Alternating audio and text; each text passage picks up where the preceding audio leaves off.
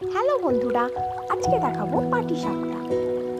প্রথমে কিছুটা ময়দা, গরুর দুধ, সামান্য নুন দিয়ে একটা ব্যাটার বানিয়ে নিতে হবে, না পাতলা না ঘন। তারপর চাটুতে তেল দিতে হবে। তেলটা গরম হয়ে গেলে তার মধ্যে দিতে হবে সামান্য ব্যাটার। ভালো করে রুটির আকারে গোল করে নিতে হবে। তার মধ্যে দিতে হবে নারকেল আর চিনি ছাই মারা। সেটা আমি আমার চ্যানেলে আগে দেখিয়ে দিয়েছি। দিয়ে দুদিকটা ভালো করে মুড়ে এগরোলের মতো করে নিতে হবে। তারপর চাটুতে আবারও দিতে হবে ঘি।